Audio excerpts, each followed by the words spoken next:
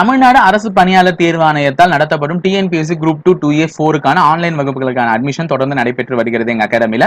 So இதனுடைய சிறப்பம்சங்கள் என்னன்னு பாத்தீங்கன்னா, உங்களுக்கு கொடுக்கக்கூடிய வீடியோ கிளாஸஸ் நீங்க எக்ஸாம் முடிகிற வரையும் பயன்படுத்திக்கலாம். மெட்டீரியல்ஸ் வந்து உங்களுக்கு எல்லாமே இலவசமா கொரியர் மூலம் அனுப்பிடுவோம் நாங்களே. அதுக்கப்புறமா ஆன்லைன் வகுப்புகள்ல இப்போதைக்கு நாங்க சேர்ந்துட்டோம் சார். நாங்க அடுத்து டைரக்ட் கிளாஸ் வந்து சேரணும்னு ஆசைப்பட்டீங்கன்னா டைரக்டா வந்து லாக்டவுன்ல முடிஞ்ச உடனே டிரான்ஸ்போர்டேஷன் ஃப்ரீ ஆனோடனே நீங்க வந்து டைரக்டா எங்க அட்மிஷன் அணுகி மீதமுள்ள பேலன்ஸ் ஃபீஸை மட்டும் கட்டி நீங்க வந்து பயன்பெற்றுக்கலாம். Good morning students, welcome to Chennai IAS academy. Today நம்ம வந்து ஒவ்வொரு அதுக்கு டிஎன்பிசி கால் ஃபார் பண்ணக்கூடிய ஒவ்வொரு எக்ஸாமாக வந்து நம்ம அதோட போஸ்டிங்ஸ், அதோட குவாலிஃபிகேஷன், அதோட எக்ஸாம் பேட்டர்ன் அந்த மாதிரி சீரியஸாக பார்க்குறோம். இப்போ அதனால ஃபர்ஸ்ட் இனிஷியேட்டிவாக நம்ம என்ன பார்க்குறோம், இப்போதைக்கு குரூப் 1 எக்ஸாம் உடைய பேட்டர்ன் வந்து பார்க்குறோம். ஓகேவா, குரூப் 1 எக்ஸாமினேஷனை பற்றி அதோட குவாலிஃபிகேஷன் என்ன, சிலபஸ், அதுக்கப்புறம் என்ன எக்ஸாம் பேட்டர்ன் என்ன, அதுக்கப்புறம் என்னென்ன போஸ்டிங்ஸ் இருக்குது, ஆவரேஜாக ஒவ்வொரு இயரும் எவ்வளோ வேகன்சிஸ் வருது, கடைசியாக சேலரி டீட்டெயில்ஸ், எப்படி படிக்கணுங்கிற அப்ரோச்சும் சொல்லியிருந்தோம். Okay, first of all qualification பாருங்க. குவாலிஃபிகேஷன்ல ஏஜ் தான் மஸ்ட் எப்பவுமே. ஏஜ் தான் நம்ம எல்லாரும் அதிகமாக பார்க்கறது. மினிமம் எவ்வளோ கம்ப்ளீட் பண்ணிருக்கணும், 21 இயர்ஸ். ஆக்சுவலாக இது வந்து டிகிரி குவாலிஃபிகேஷன், அதனால என்னது மினிமம் 21 இயர்ஸ் இருக்கணும்.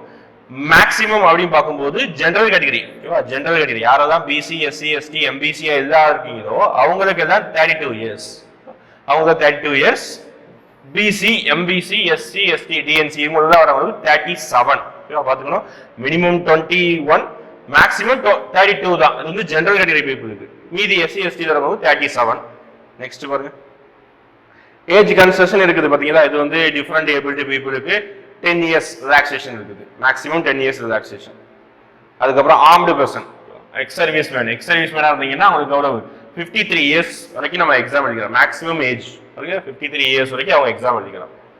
ஓகே, நெக்ஸ்ட் எஜுகேஷனல் குவாலிஃபிகேஷனை பொறுத்த வரைக்கும் ஒண்ணுமே இல்லை, ஒரு டிகிரி, ஒரு யூனிவர்சிட்டியால ரெகனைஸ் பண்ண, சென்ட்ரலா இருந்தாலும் சரி, ஸ்டேட்டா இருந்தாலும் சரி, யூனிவர்சிட்டியா ரெகனைஸ் பண்ண ஒரு டிகிரி இருக்கணும். அது எனி கேட்டகரி, இந்த டிகிரி தான் வச்சிருக்கணும் அப்படிங்கிற கேட்டகரி கிடையாது.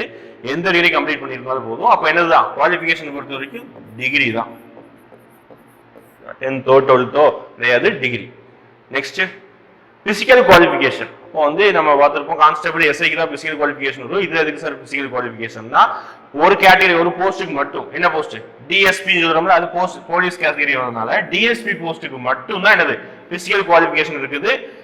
ஃபார் மென், உமன் ரெண்டுமே தனித்தனியா இருக்கு பார்த்துக்கோங்க. செஸ்டோட இது, ஹைட் எல்லாமே கொடுத்துருக்குது பார்த்துக்கோங்க. இதெல்லாம் ஒண்ணுமே, இதெல்லாம் வந்து நோட்டிபிகேஷன், ப்ரீவியஸ் இயர் நோட்டிபிகேஷன் இருந்து எடுத்த பாக்ஸ் தான், வேற எதுவுமே இல்லை. ஒன்னு டிஎஸ்பிக்கும், இன்னொன்னு district fire and rescue service. நம்ம ஃபயர் சர்வீஸ் எல்லாம் பார்த்துருப்போம்ல, அதுல வர்றவங்களுக்கும் அதே தான். ஹைட்டு, செஸ்டோட அளவு எல்லாமே இருக்கும்.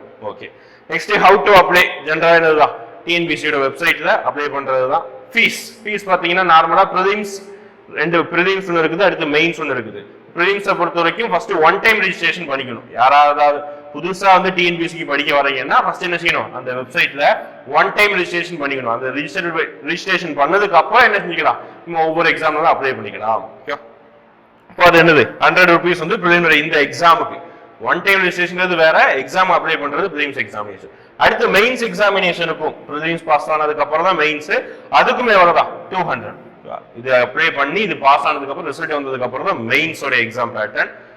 நெக்ஸ்ட் எக்ஸாமினேஷன் ஃபீ கன்செஷன் பார்த்தீங்கன்னா எஸ்சி, எஸ்டி இவங்களுக்கு வந்து ஃபுல் எக்ஸம்ஷன் தான். டிஃபரெண்ட் ஏபிலிட்டி பர்சன், விடோஸ்க்கு என்னதான் ஃபுல் எக்ஸம்ஷன், ஃபீஸ் கட்ட தேவையே இல்லை. மினிமம் ஃபீஸ் தான், பெருசாக ஒன்றும் இல்லை. நெக்ஸ்ட் பார்த்தீங்கன்னா வேகன்சி. இதுதான் வந்து மிகப்பெரிய ஒரு கேள்வியா இருக்கக்கூடியது. ஒவ்வொரு வருஷமும் ஆவரேஜா எவ்வளவு வேகன்சிஸ் வருது. ஏன்னா வேகன்சியை பார்த்தா பாதி பேர் அப்ளை பண்றது பண்ண வேணாமாங்கிற ஒரு எண்ணமே வரும். ஒன்ஸ் அப்பான் டைம் குரூப் 4 தான் பாத்தீங்கன்னா கிட்டத்தட்ட 10,000 வேகன்சி வரை இருக்கும். அப்புறம் அந்த டைம்ல அப்ளை பண்றவங்களோட எண்ணிக்கை பாத்தீங்கன்னா குரூப் 4க்காக கிட்டத்தட்ட 10 லட்சம் பேர், 15 லட்சம் பேர், 20 லட்சம் கூட அப்ளை பண்றவங்க இருக்காங்க. அப்போ அந்த அளவுக்கு அதிகமா இருக்கும். வேகன்சியை பொறுத்து அந்த அப்ளை பண்ற இடமும் வேரி ஆகுது. அப்போ இதுல வந்து distribution of vacancy community wise. டோட்டலா இது வந்து போன வருஷம் 2020 வந்த நோட்டிபிகேஷன் படி பாத்தீங்கன்னா ஆவரேஜா டோட்டலா இந்த இதுக்கு எவ்வளவு வந்து டோட்டல் வேகன்சி 66 வேகன்சி வந்து மொத்தமா. அதுல ஒவ்வொரு போஸ்ட் வைஸ் மொத்தம் கிட்டத்தட்ட 10 போஸ்ட் இருக்குது. நம்ம கடைசியா பார்ப்போம் என்னென்ன குரூப் 1 சர்வீஸ் என்னென்ன போஸ்ட் இருக்குது. அதுல 6 போஸ்ட் தான் இருக்குது. நமக்கு போன வருஷம் வந்த கால் ஃபார் படி, லாஸ்ட் இயர் வந்த நோட்டிபிகேஷன் படி 6 மட்டும் தான் நமக்கு நோட்டிபிகேஷனே விட்டுருந்தாங்க. வேற எல்லாத்துக்குமே விடல. அப்போ டெப்டி கலெக்டர் அது இவ்வளவு வேகன்சி. அடுத்து டிஎஸ்பி பார்த்துக்கோங்க, assistant commissioner, deputy registrar in cooperative societies, assistant director in rural development department, district officer fire and rescue. அப்போ நமக்கு தெரியும் டிஎன்பிசியா இருந்தாலும் சரி சென்ட்ரல் கவர்மெண்ட் எக்ஸாமா இருந்தாலும் சரி ரிசர்வேஷன் ஒரு கேட்டகரி இருக்குது. இப்போ ரிசர்வேஷன் படி ஒவ்வொரு கேட்டகரிக்கு எவ்வளவு ஸ்பிட் ஆகுறது பாத்துக்கோங்க. இப்போ ஜிடினா என்னது ஜெனரல் கேட்டகரி பீப்புள். ஜிடினா என்னது ஜெனரல் கேட்டகரி. எந்த பிசி எம்பிசி அதுக்கப்புறம் டிஎன்சி இந்த மாதிரி எந்த விதமான கேஸ்ட்லயே வராத ஒரு பீப்புள் தான் என்ன வராங்க ஜெனரல் கேட்டகரி. ஜெனரலா ஓசின்னு சொல்லுவாங்கல்ல அந்த பீப்புள் தான் இதுக்குள்ள வராங்க ஜெனரல் கேட்டகரி. அதுலயும் ஜெனரல் ஒவ்வொரு போஸ்ட் இந்த கவுண்டிங் எல்லாம் அந்தந்த வேகன்சி. இப்போ எக்ஸாம்பிள் பாருங்க, இப்போ பிசில உமன் நமக்கு தெரியும் உமன் ரிசர்வேஷன் இருக்குது. அதுக்கப்புறம் என்னது ஒவ்வொரு கேட்டகரி பிஎஸ்டிஎம் தமிழ் மீடியம் படிச்சவங்க என்னது பிஎஸ்டிஎம் சொல்றாங்க. தமிழ் மீடியம் படிச்சது பிஎஸ்டிஎம், டபிள்யூவும் போட்டிருந்தா உமன். நமக்கு வேலை வாய்ப்புல உமன்ஸ்க்கு வந்து 30% ஒவ்வொரு கேஸ்ட் வைஸ் ஜெனரேட்டரோட எவ்வளவு இருக்குது 30% ரிசர்வேஷன் இருக்குது. அதே மாதிரி பிஎஸ்டிஎம்ல படிச்சீங்கன்னா அதாவது தமிழ் வழி கல்வியா 10+2 அப்படிம்பாங்க. என்னது 10+2 +3 or 4 எதனால அதாவது 10ஆம் வகுப்பு அடுத்து 12ஆம் வகுப்பு அடுத்து 3 வருடம் என்னவா இருக்கணும் டிகிரி வந்து பியூர்லி எல்லாமே தமிழ் மீடியமா படிச்சிருந்தீங்கன்னா அவங்களுக்கு என்னது 20% ரிசர்வேஷன் இருக்குது. அதான் என்னது ஒவ்வொரு கேஸ்ட்லயும் அந்த பிஎஸ்டிஎம்ங்கிறது வரும். ஜி ஃபார் ஜெனரல் அதாவது அந்த கேட்டகரியில ஜெனரலா வர்றாங்க. பாத்துக்கோங்க, இதோட பிடிஎஃப் லிங்க் வந்து டிஸ்கிரிப்ஷன்ல இருக்கும், நீங்க பொறுமையா கூட பாத்துக்கலாம். ஒவ்வொரு கேட்டகரி வைஸ் எவ்வளவு போஸ்ட் வரும். இப்போ எக்ஸாம்பிள் நம்ம டிஎஸ்பி பார்ப்போம். எல்லாரோட எய்மே பாதி பேரோட மென்ஸோட எய்மே என்னவா தான் இருக்கும் டிஎஸ்பிங்கிற அடையிறது தான். அப்போ டிஎஸ்பி போஸ்டிக்கு ஜெனரல் கேட்டகரியில எவ்வளவு இருக்குது 4 வேகன்சிஸ் வந்தது போன தடவை. அதே இது ஜெனரல் கேட்டகரியில உமன்ஸுக்கு 3 வேகன்சிஸ், மீதி டேஷ் கூட தான் வேகன்சி கிடையாது. அவங்களுக்கு வந்து அந்த இயர்ல வந்து வேகன்சி இப்பதான் பாக்குறது. இந்த ஜெனரல் கேட்டகரியில யாருனாலும் வந்துக்கலாம், அது ஒரு முக்கியமானது. ஜெனரல் கேட்டகரி ஜி அப்படி வந்திருக்குன்னா அது யாருனாலும் இருக்கலாம், எந்த கேஸ்ட்னாலும் இருக்கலாம், அது மென் உமன் யாருனாலும் இருக்கலாம். அப்போ இது வந்து 4 வேகன்சி யாருனாலும் இருக்கலாம், இது உமன் மட்டும் தான் வரணும். அடுத்து பாத்தீங்கன்னா பிசி ஜி பிசில ஜெனரல் கேட்டகரிக்காக 2 வேகன்சி. அடுத்து பாருங்க அதே மாதிரி பிசில உமனுக்கு 1 வேகன்சி, பிசிஎம் முஸ்லீமுக்கு தனியா ரிசர்வேஷன் அதுல 1. இதே மாதிரி ஒவ்வொரு கேஸ்ட் வைஸும் கம்யூனிட்டி வைஸும் ரிக்வெஸ்ட் பண்ணி கொடுத்துருக்காங்க. டோட்டலா 19 வேகன்சி. இதே மாதிரி எல்லா போஸ்டுக்கும் ஒவ்வொரு விடமும் ரிசர்வேஷன் வந்து அலாகேட் ஆகும். எல்லாத்துக்குமே ஆல்ரெடி அலாகேட்டட் தான், ப்ரீ அலாகேட்டட் போஸ்ட் தான். இது வந்து ரொட்டேஷன் வைஸ். இந்த தடவை இந்த டேஷ் எல்லாம் இருக்குதா, அடுத்த தடவை இதே டேஷ்ல வந்து ஃபில் அப் ஆகும். அதே மாதிரி தான் எப்பவுமே இருக்கும். ஓகேங்களா, இது ஒரு பிடிஎஃப் டிஸ்கிரிப்ஷன் இருக்குது, அதை நீங்க பொறுமையா கூட பாத்துக்கலாம். நெக்ஸ்ட் இப்போ வேகன்சி ஆவரேஜா எவ்வளவு வருது அப்படின்னு பாத்தீங்கன்னா லாஸ்ட் இயரா நோட்டிபிகேஷன் வந்தது 66 இருந்தது. அதுக்கு முன்னாடி நோட்டிபிகேஷன் கிட்டத்தட்ட 150 கிட்ட வந்திருந்தது. 150 கிட்ட டோட்டல் வேகன்சி வந்திருந்தது. மேபி நெக்ஸ்ட் இயர் என்ன இருக்காங்க கொரோனா தான் முடிஞ்சதுக்கு அப்புறம் வருஷம் ஜனவரி வந்து கால் ஃபார் விடுவாங்க. குரூப் 1க்கு வந்து பொறுத்த வரைக்கும் வருஷம் இயர்லி ஜனவரி வந்து கால் ஃபார் விடுற மாதிரி தான் ஆல்ரெடி சொல்லியிருந்தாங்க. டியூ டு கோவிட்னால தான் கொஞ்சம் ஒரு சில எக்ஸாம்ஸ் தான் தள்ளி போயிட்டு இருக்கு. அப்போ ஜனவரி ஒவ்வொரு ஜனவரியும் ஆவரேஜ் இருக்கும். அப்போ மினிமம் என்னது மினிமம் இந்த தடவை 60 இருந்தது, மினிமம் நம்ம 80 போஸ்ட் கிட்ட எதிர்பார்க்கலாம். பிளஸ் ஆர் மைனஸ் 10 கிட்ட இருக்கும். மேக்ஸிமம் என்னது லாஸ்ட் இயருக்கு முந்தின இயர் என்னது வந்தது 150 கிட்ட வந்தது. மேக்ஸிமம் 150 கூட நம்ம எதிர்பார்க்கலாம் வேகன்சி, ஒவ்வொரு வருடத்தோட வேகன்சி. Next reservation. இப்போ இருந்த ரிசர்வேஷன் பாருங்க. ரிசர்வேஷனை பொறுத்த வரைக்கும் டோட்டலா என்னது ஜெனரல் கேட்டகரி, அதாவது இந்த மாதிரி கேஸ்ட் கம்யூனிட்டிக்குள்ள யாரெல்லாம் இல்லையோ அவங்க தான் ஜெனரல் கேட்டகரியில வராங்க. இது என்னது நம்ம ஆவரேஜா நம்ம யூஸ் பண்றது ஓசி அதர் கேஸ்ட்ங்கிற பீப்புள்ல இதுக்குள்ள வராங்க. அப்ப இந்த மாதிரி ஒவ்வொரு இதுலயும் வராதவங்க இதுல வராங்க. அதுக்கப்புறம் பிசி எம்பிசி தான் கிரிமித ஏறுகிற கான்செப்ட், அதுக்குள்ள அந்த அதிக சாதி அடங்காதவங்க ஜெனரல் கேட்டகரி. அப்போ ஜெனரல் கேட்டகரிக்கு ரிசர்வேஷனே கிடையாது. இது வந்து மீதி இருக்கிறது போஸ்டிங்ஸ் தான். அப்போ தமிழ்நாட்டில் ரிசர்வேஷன் எவ்வளவு பெர்சன்டேஜ் பார்த்தீங்கன்னா 69% இருக்குது. 69ங்கிறது இவ்வளவு மட்டும் ஆட் பண்றது, ரிமைனிங் இருக்கிறது தான் என்னது 31%. அது வந்து ஜெனரல் கேட்டகரி. அப்போ ஜெனரல் கேட்டகரினா ஓசி கேஸ்ட் அந்த இருக்கிற கம்யூனிட்டி பீப்புள் மட்டும் தான் போகணுமா அப்படின்னு கிடையாது, யாருனாலும் வந்துக்கலாம். இந்த பிசில இருந்து எம்பிசி ஃபர்ஸ்ட் மார்க். இப்போ எக்ஸாம்பிள் வந்து 100 போஸ்ட் இருக்குன்னா அதுல 69 போஸ்ட் ஆவரேஜ் தான் சொல்றேன், பெர்சன்டேஜ் தான் சொல்றேன் பாருங்க. 100 போஸ்ட் எக்ஸாம்பிள் இருக்குன்னா 69 போஸ்ட் வந்து ரிசர்வ்டு, ஒரு சில கம்யூனிட்டி வைஸ் ரிசர்வ்டு இருக்குது. மீதி இருக்கிற 31 போஸ்ட் வந்து ஜெனரல், அதாவது ஓபன் கோட்டா அப்படிங்கிறாங்க. யாருனாலும் காம்படிஷன் வரலாம். ஃபர்ஸ்ட் 31 ரேங்க் உள்ள அதுக்குள்ளே ரிசர்வேஷன் இருக்குதான் போகுது. அதுக்குள்ள என்ன இருக்கும், அதுக்குள்ள தனியா பிஎஸ்டிஎம்ல படிச்சவங்க 30% வந்து இதுக்குள்ளேயும் உமனுக்கு. அதுக்கப்புறம் என்னது பிஎஸ்டிஎம் தமிழ் வழியில் படித்தவர்களுக்கு தனியா என்னது 20%. அடுத்து விடோஸ்க்கு இந்த மாதிரி எக்ஸ் சர்வீஸ் மேன் எல்லாருக்குமே இந்த கேட்டகரி வைஸ் ரிசர்வேஷன். இதே மாதிரி ஒவ்வொரு கேட்டகரியில வரும், நம்ம ஆல்ரெடி டேபிள் பார்த்துட்டோம். அதுக்கப்புறம் அடுத்து பிசில பாத்தீங்கன்னா ரெண்டு இருக்குது. ஒன்னு ஜெனரலா பிசி, இன்னொன்னு பிசிஎம் சொல்றாங்க முஸ்லிம்ஸ். அப்ப ஜெனரலா பிசிக்கு தனியா ரிசர்வேஷன், பிசிஎம்க்கு தனியா ரிசர்வேஷன் இருக்குது. அடுத்து எம்பிசி தான் இது வரைக்கும் ஸ்பிளிட் இல்லாம இருந்தது. லாஸ்ட் இயர் எலெக்ஷனுக்கு முன்னாடி என்ன செஞ்சாங்க, ரெண்டா பிரிச்சுட்டாங்க. எம்பிசில வன்னியர்களுக்கு தனியா இடஒதுக்கீடு, அது என்னது 10.5%. அது என்ன சொல்றாங்க, எம்பிசி வி. நம்ம ரிசர்வேஷன்ங்கிறது வந்து ஒரு சில கம்யூனிட்டி வைஸ் தேவைப்படும் போது அது கொடுக்குறாங்க. அப்போ பிசி எம்பிசி வி, ரிமைன் இருக்க 9.5 இதுக்காக, ரிமைன் இருக்க எம்பிசி கோட்டரிகளுக்கு கேட்டகரி பீப்புளுக்கு. நெக்ஸ்ட் எஸ்சி, எஸ்சில ரெண்டா பிடிச்சிருக்காங்க. ஒன்னு எஸ்சிஏங்கிறாங்க, இன்னொன்னு ஆர்டினரி எஸ்சி. எஸ்சிங்கிறது வந்து எஸ்சி அருந்ததியர், அந்த கம்யூனிட்டி பீப்புள் கொடுக்குறாங்க. அதுக்கு தனியாவே உள் இடஒதுக்கீடாகவே 3%, இதுக்கு 15%. ரெண்டே ஆட் பண்ணும்போது என்னது 18 வருது. எஸ்டிக்கு தமிழ்நாடு பொறுத்த வரைக்கும் எஸ்டி வந்து பாப்புலேஷன் ரொம்ப கம்மியா இருக்கனால ஒரு 1% தான் பாத்துக்கணும். அப்ப ரிசர்வேஷன் படி நமக்கு எவ்வளவு நம்ம என்ன கம்யூனிட்டிக்குள்ள வரோமோ அதன் அடிப்படையில நமக்கு வந்து சீட் வந்து ஆல்ரெடி ரிசர்வ் பண்ணி வச்சிருக்கு. அந்த கம்யூனிட்டிக்குள்ள மேபி நம்மளால ஜெனரல் கேட்டகரியில வர முடியலன்னா இந்த மாதிரி ஒவ்வொரு கம்யூனிட்டிக்குள்ளேயும் வந்துக்கலாம். ரிசர்வேஷன் தான். நெக்ஸ்ட் எக்ஸாம் பேட்டர்ன் பொறுத்த வரைக்கும் குரூப் 4 மாதிரி ஒரு எக்ஸாம் எழுதின உடனே வந்து நமக்கு ஜாப் கிடைக்குமாங்கிறது இது கிடையாது. குரூப் 1ங்கிறது வந்து ஒரு டாப் மோஸ்ட், ஒரு ஸ்டேட் லெவல்ல டாப் மோஸ்ட் சர்வீஸ்ங்கிற மாதிரி தான். அப்போ அந்த எக்ஸாம் பேட்டர்னை பொறுத்த வரைக்கும் பிரிலிமினரி, தமிழ்ல முதல்நிலை தேர்வு அப்படிங்கிறாங்க. முதல்நிலை தேர்வு, அடுத்து மெயின்ஸ் ரிட்டன் எக்ஸாமினேஷன், முதன்மை தேர்வு, அடுத்து இன்டர்வியூ ஓரல் டெஸ்ட். அவ்வளவுதான். பிரிலிமினரி எக்ஸாம் பொறுத்த வரைக்கும் இதுதான் as usual OMR கொடுத்துவாங்க. அதுதான் நம்ம என்ன செய்ய போறோம், ஷேட் பண்ண போறோம். வேற எதுவுமே கிடையாது. பிரிலிமினரி எக்ஸாம்ஸ்ல எக்ஸாம் பேட்டர்ன், அதுக்கப்புறம் பிரிலிம்ஸ் பேட்டர்ன் வருது, கீழே பார்ப்போம் என்ன கொஸ்டின் வருது, எவ்வளவு கொஸ்டின்ஸ் வர போகுது. அப்போ இது வரைக்கும் இதுதான் பியூர்லி OMR. நம்ம எங்கேயுமே எழுத வேண்டிய தேவையில்லை. OMR நமக்கு தெரிஞ்ச ஆப்ஷன்ல ஷேட் பண்ண வேண்டியதான். நோ மைனஸ் மார்க், அது முக்கியம். மைனஸ் மார்க்கே கிடையாது.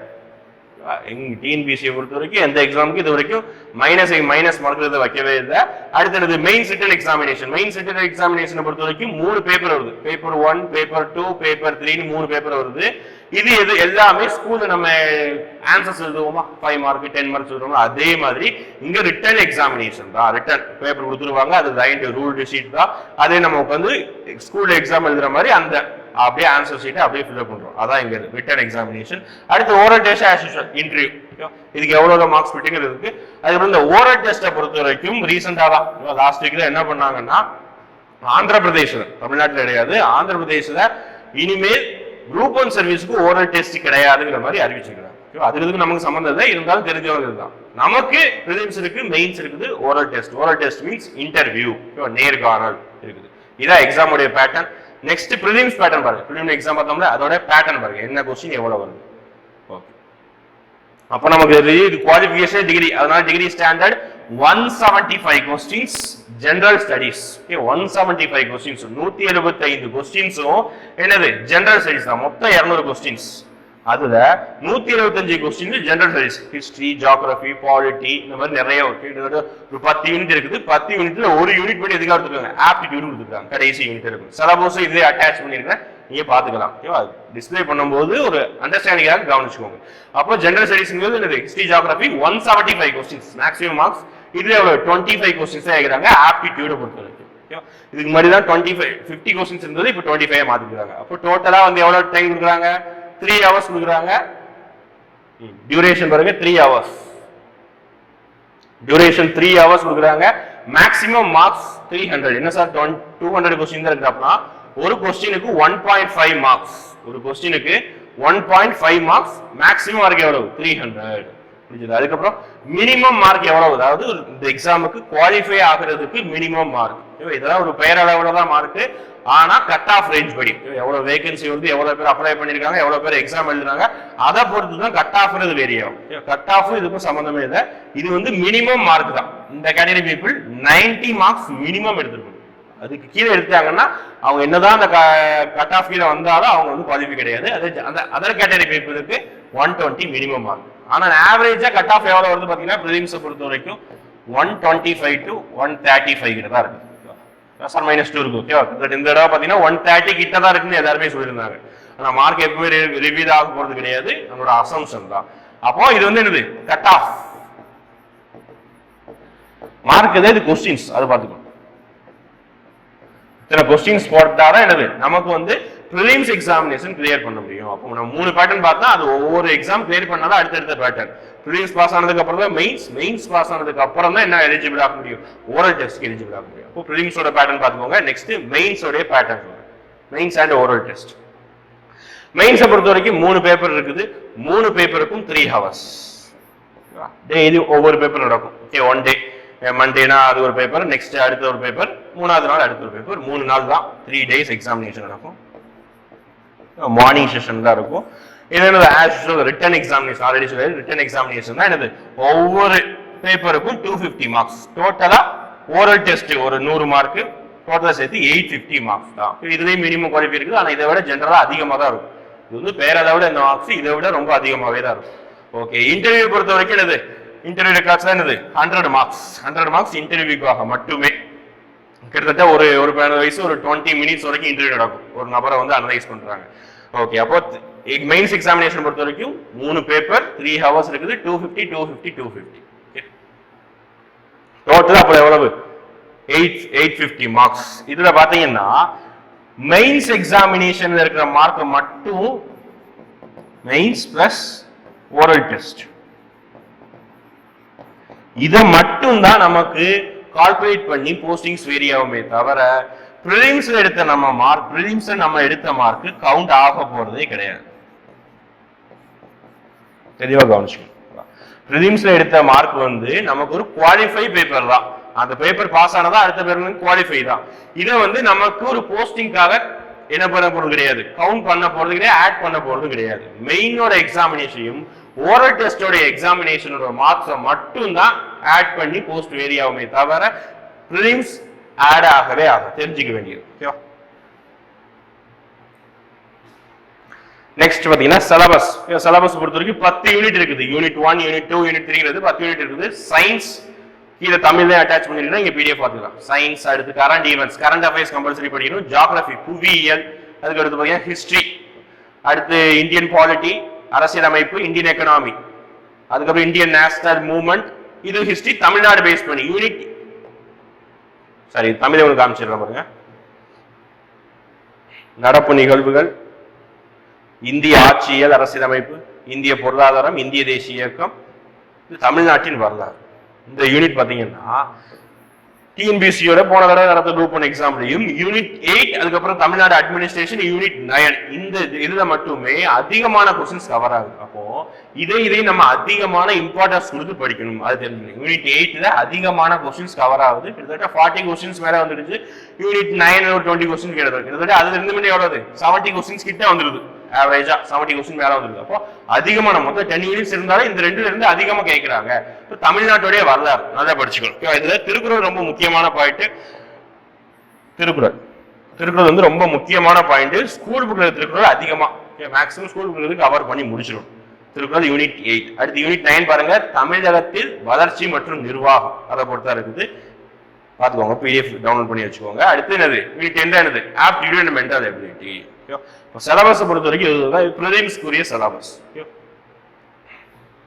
நெக்ஸ்ட் இது மெயின்ஸ்க்குரிய சிலபஸ் பாருங்க. சிலபஸ்ல ஒரு பேப்பருடைய மாடல். ஒவ்வொரு பேப்பர்லயும் யூனிட் 1, யூனிட் 2, யூனிட் 3 இருக்குது. ஃபர்ஸ்ட் இதுல மாடர்ன் ஹிஸ்டரி. என்னது நம்மளுடைய இந்தியாவுடைய ஐஎன்எ மூவ்மெண்ட். அவ்வளவுதான். ஐஎன்எ மூவ்மெண்ட் சொல்றோம்ல, இந்திய தேசிய போராட்டம், அதுதான் பத்தி பேசுறது. ரெண்டாவது சோசியல் இஷ்யூஸ், சமுதாயம் சார்ந்து என்னென்ன பிரச்சனைகள் போகுது அது. அடுத்து ஆப்டிடியூட், எஸ்எஸ்எல்சி ஸ்டாண்டர்ட் தான். ஓகேவா? நமக்கு ஸ்கூல்ல படிச்ச சம்ஸ் அப்படியே ஸ்டெப் பை ஸ்டெப்பா தான் எழுதணும். அதுக்கு ஸ்டெப்ஸ்க்கு தான் மார்க்கிங் தான் இருக்க போகுது. நெக்ஸ்ட் அதே மாதிரி பேப்பர் 2ல இந்தியன் ஆட்சியல், அது என்னது அரசியலமைப்பு. அடுத்து science and technology. Science and technology இதெல்லாம் நம்ம புதுசா படிக்கிற மாதிரி தான் இருக்கும்.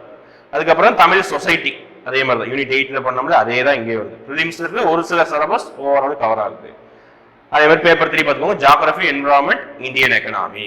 ஓகே, அடுத்த கொஸ்டின் புதுசா படிக்கிறவங்களுக்கு என்ன கொஸ்டின் அப்படி பாத்தீங்கன்னா, புக்ஸ் எங்க சார் புக்ஸ் எடுத்து படிக்கிறது, எந்த புக்ஸ் அவைலபிளா இருக்குது, மார்க்கெட்ல ஏதாவது புக்ஸ் ஏதோட பப்ளிகேஷன்ஸோட புக் வாங்கலாமா, இல்லாட்டி ஒரு இன்ஸ்டிடியூட் புக் வாங்கலாமாங்கிறது. அதெல்லாம் வந்து ஆக்சிலரியா, அது கூட என்ன சொல்ல போனா பயன்படுத்த கூட வேணாம். School books enough. ப்ரிலிம்ஸை பொறுத்த வரைக்கும் ப்ரிலிம்ஸ் முதல்நிலை தேர்வு ஃபர்ஸ்ட் எழுதுறோம்ல, அந்த எக்ஸாம் பொறுத்த வரைக்கும் ஸ்கூல் புக்ஸ் எனாஃப். பள்ளிக்கூட புத்தகங்களை படிச்சாலே போது என்னது ப்ரிலிம்ஸ் ஓரளவுக்கு சாட்டிஸ்ஃபை முடிஞ்சது. அப்போ எத்தனை கிளாஸ்ல இருந்து எத்தனை கிளாஸ்னா 6th to 12th வரைக்கும் இருக்கிற எல்லா சப்ஜெக்ட் நமக்கு சிலபஸ்ல கவர் ஆகிற எல்லா சப்ஜெக்ட். அதுக்குன்னு எல்லாத்தையும் நம்ம படிக்க வேண்டிய தேவையில்லை. சிலபஸ்ல கவர் ஆகுது. எக்ஸாம்பிள் ஹிஸ்டரி பார்த்தீங்கன்னா 9th வேர்ல்டு ஹிஸ்டரி இருக்கதான் போகுது. அப்போ அந்த வேர்ல்டு ஹிஸ்டரி நமக்கு படிக்கணுமா? வேர்ல்டு ஹிஸ்டரி படிக்க வேண்டிய தேவையே இல்லை. அப்போ 6th to 9th இருக்கிற நமக்கு சிலபஸ்ல கவர் ஆகிற சப்ஜெக்ட் மட்டும் நம்ம படிச்சா போதும். ப்ரிலிம்ஸ் லெவலுக்கு இது ஓகே. அப்பார்ட் ஃப்ரம் அதையும் தாண்டி வேணும்னா நமக்கு மெயின்ஸுக்கு தேவையாயிருக்கும் ஒரு சில புக்ஸ் நான் ரெஃபர் பண்ணேன், கீழே கொடுத்துருக்கேன். ப்ரிலிம்ஸை பொறுத்த வரைக்கும் ஸ்கூல் புக்ஸ் நீங்க வந்து நீங்க என்னது ஆன்லைன்ல கூட ஆர்டர் போட்டுக்கலாம். இல்லாட்டி பக்கத்துல யாராவது பசங்க இருந்தா கூட ஓல்டியர் பரிச்சு முடிச்சவங்க கிட்ட இருந்து நம்ம ஸ்கூல் புக்ஸ் வாங்கிக்கலாம். அவ்வளவுதான். 6th to 12th ப்ரிலிம்ஸ்க்கு enough. திருப்பி சொல்லிட்டேன், ஸ்கூல் புக்ஸே ஸ்ட்ரிக்ட். அதை மட்டும் ஃபாலோ பண்ணுங்க, வேற எதுவுமே தேவையில்லை. ப்ரிலிம்ஸை பொறுத்த வரைக்கும் நான் சொல்றேன். ஓகே. அடுத்து மெயின்ஸை பொறுத்த வரைக்கும் தமிழ் மீடியம் படிச்சீங்கன்னா அரசியலமைப்பு எக்ஸாம்பிளுக்காக இந்த மாதிரி புக்ஸ் கொடுக்குறேன். என்னது சு வெங்கடேஷனுடைய இந்திய அரசியலமைப்பு. இது மெயின்ஸுக்கு தான். தமிழ் மீடியம் படிக்கணும் கூட படிச்சுக்கலாம். ஆனா 12th என்னது பொலிட்டிக்கல் சயின்ஸ் இந்திய அரசியலமைப்பியல் சொல்லிட்டு அரசியல் அறிவியல் சொல்லிட்டு ஒரு சப்ஜெக்ட் இருக்கு 12th 11th.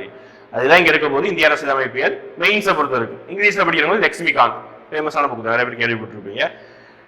நெக்ஸ்ட் பாத்தீங்கன்னா போஸ்டிங்ஸ். என்னென்ன போஸ்டிங்ஸ் அதோட சேலரிஸ் அவ்வளவுதான். எல்லாருக்குமே சேம் சேலரி தான் குரூப் 1 கேட்டகரி பொறுத்த வரைக்கும். என்னென்ன போஸ்ட் இருக்கு பாருங்க. ஃபர்ஸ்ட் ஆஃப் ஆல் நமக்கு எதாவது இருந்தது பெரிய போஸ்ட் டெப்டி கலெக்டர் டிசிங்கிறாங்க. டெப்டி கலெக்டர் அந்த போஸ்ட் இந்த குரூப் 1 சர்வீஸ்ல. அடுத்து டிஎஸ்பி, அடுத்து டெப்டி ரெஜிஸ்ட்ரார்ஸ். நம்ம டெப்டி கலெக்டரை பொறுத்து எழுதுறோம். ஐஏஎஸ் யூபிஎஸ்சில போனீங்கன்னா என்ன வாங்குறாங்க? டாப் மோஸ்ட் சர்வீஸா ஐஏஎஸ் ஒரு மாவட்டத்துடைய கலெக்டர்னு சொல்றாங்க. அவருக்கு கீழே ஒரு கோடி கீழே நம்ம என்ன செய்யறாங்க? Deputy collector. இதுல நம்ம என்னது ஒரு 9 years to 11 years சர்வீஸ் பண்ணா மட்டும்தான் நமக்கு ஐஏஎஸ்ங்கிற பட்டம் கொடுப்பாங்க. புரியுதுங்களா? இதுல வந்து நம்ம டைரக்டா இந்த எக்ஸாம்ல பாஸ் ஆனா டெப்டி கலெக்டர் போஸ்ட் எடுத்த உடனே நமக்கு ஐஏஎஸ்ங்கிற போஸ்ட் வந்து கன்ஃபர்ம் பண்ண மாட்டாங்க. 9 to 11 years ஒர்க் பண்ணதுக்கு அப்புறம் தான் யூபிஎஸ்சி கிட்ட எல்லாம் கலந்து ஆலோசனை நிறைய ப்ரொசீஜர் இருக்கும். அதுக்கப்புறம் தான் நமக்கு என்ன கொடுக்குறாங்க? ஐஏஎஸ் பட்டம் கொடுக்குறாங்க. Same as deputy superintendent police டிஎஸ்பிக்கு அதே மாதிரி தான். டிஎஸ்பிக்கு அதே மாதிரி தான் ஒரு 9 to 11 years கொடுத்தா என்னது ஐபிஎஸ்ங்கிற பட்டம் கொடுத்துறாங்க.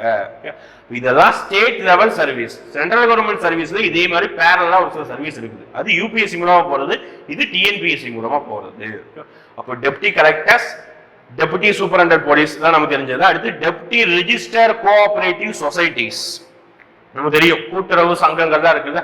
அதுக்கு ஒரு தலைமை பொறுப்பா டெப்டி தான். அதுக்கு மேல போஸ்ட் இருக்குது. ப்ரமோஷன் அடிப்படையில ப்ரமோஷன் போக போறாங்க. நமக்கு தெரியும் டிஎஸ்பி லெவல். அதுக்கு அடுத்து என்ன போறாங்க? டிஎஸ்பி, அதுக்கப்புறம் எஸ்பி அடுத்து ஏஎஸ்பி ஆவாங்க, அசிஸ்டன்ட் ஏஎஸ்பின்னு சொல்லுவாங்க. அடுத்து எஸ்பி, அப்படி அப்படியே ஒவ்வொரு போஸ்டா விட்டு ரீசெண்டா வருது இந்தியாவோட தமிழ்நாட்டுடைய போலீஸ் பதவியில் அதிக உச்சபட்ச பதவியா டிஜிபின்னு சொல்றோமா. ரீசெண்டா சைலேந்திர பாபு அவர்கள் கூட அப்பாயிண்ட் ஆயிருந்தாங்கல்ல. அப்போ ஒவ்வொரு போஸ்டிங்லையும் ப்ரமோஷன் அடிப்படையில வேரி ஆகிட்டே தான் போகுது.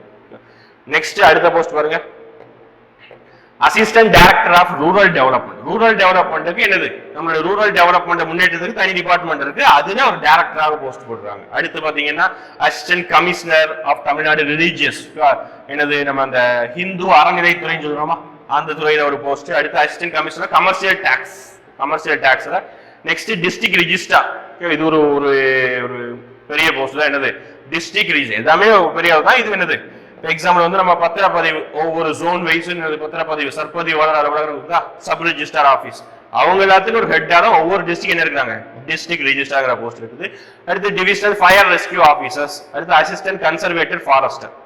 இந்த ஒரு போஸ்ட் பாத்தீங்கன்னா குரூப் 1ல ஏபி அப்படின்னு சொல்லிட்டு நிறைய எக்ஸாம்ஸ் இருக்குது. அதுல வந்து தனியா இதுக்கு முன்னாடி தனியாவே ஒரு எக்ஸாம் இருக்குது. சாதாரணமா குரூப் 1 நடக்கிறது இந்த இது வந்து கால் ஃபார் வராது. தனியாவே இதுக்கு எக்ஸாம் நடக்கும், பாத்துக்கோங்க. அடுத்து district employment officers. District employment officer நமக்கு எம்ப்ளாய்மெண்ட் ரெஜிஸ்டர் பண்றோம்ல, ஃப்ரீயா ட்ரைனிங் கொடுக்கறது, ஒரு சில போஸ்டிங்ஸ் போடுறது தான் எம்ப்ளாய்மெண்ட் ஒவ்வொரு டிஸ்ட்ரிக்டும். அப்போ போஸ்டிங்ஸை பொறுத்த வரைக்கும் கிட்டத்தட்ட 10 போஸ்டிங்ஸ் குரூப் 1 லெவல்ல இருக்குது. அடுத்த கேட்டகரி என்னது? சேலரி பார்ப்போம். சேலரியை பொறுத்த வரைக்கும் எல்லாருக்கும் சேம் சேலரி தான். ஒவ்வொரு போஸ்டிங்கும் டிஃபர். டெப்டி கலெக்டருக்கு அதிகமாகவும் டிஎஸ்பிக்கு கம்மியாகும் அப்படிங்கிற மாதிரி தான் கிடையாது. எல்லாத்துக்கும் சேம் ஸ்கேல தான் ஃபிக்ஸ் பண்றாங்க. ஒரு சில சலுகைகள் வேரி ஆகுது தவிர வேற எதுவுமே கிடையாது. ஒரு சில சலுகைகள் என்ன சலுகைகள்? கார் கொடுக்கறது, அந்த மாதிரி ஒரு சில விஷயங்கள் மட்டும் தான் வேரி ஆகுது. இப்ப சேலரியை பொறுத்த வரைக்கும் நம்ம பேசிக் பே, டேர்னஸ் அலவன்ஸ், படிகள் அப்படிம்பாங்க. அடுத்து ஹவுஸ் ரெண்ட் அலவன்ஸ் மாதிரி சொல்றாங்க. இது வந்து பேசிக் பே பாத்தீங்கன்னா இதுல பிக்ஸ் பண்றாங்க 56,100 ரூபாய். இது பேசிக் பே. சாதாரணமா ஒரு பேசிக்கா ஒரு வேலை. மீதி என்ன சொல்லுவாங்க? அலவன்ஸ், படிகள் அப்படிம்பாங்க தமிழ். என்னது டியர்னன்ஸ் அலவன்ஸ் எவ்வளவு? அந்த சேலரியில 17% பாருங்க, 56,000த்துல 17% எவ்வளவு? 9,000 சம்திங், 9,537 ரூபாய். இப்போ டியர்னஸ் அலவன்ஸ் ரீசெண்டாக சென்ட்ரல் கவர்மெண்ட்ல கிட்டத்தட்ட 28% நோ மாத்திட்டாங்களாமா. நமக்கு மேபி அடுத்த டைம்ல இந்த மாதிரி போஸ்ட் ஏதாவது டிஎன்பிசி பொறுத்த வரைக்கும் சேஞ்ச் பண்ணதுக்கு வாய்ப்பு இருக்கு. இப்போ டிஎன்எஸ் சொல்றது அடுத்து ஹவுஸ் ரெண்ட் அலவன்ஸ், வீட்டு வாடகைக்காகவும் அதுக்கப்புறம் சிட்டி டிராவல் பண்றதுக்காக எனக்கு ஸ்பெஷல் அலவன்ஸ், மெடிக்கல் அலவன்ஸ் எல்லாமே கொடுக்குறாங்க. இதெல்லாம் சேர்த்தா இதெல்லாம் பார்த்தீங்கன்னா இந்த 2 அலவன்ஸ் என்ன ஆகும்? சேஞ்ச் ஆகும் ஒவ்வொரு சிட்டியை பொறுத்த வரைக்கும். மெட்ரோ சிட்டியா இருந்தா கொஞ்சம் ரொம்ப அதிகமா இருக்கும், ஓரளவுக்கு செமி அர்பன் அர்பன் ரீஜன்னா கொஞ்சம் கம்மியா இருக்கும். இப்போ ஆனான ஆவரேஜ் இவ்வளவு இருக்குது.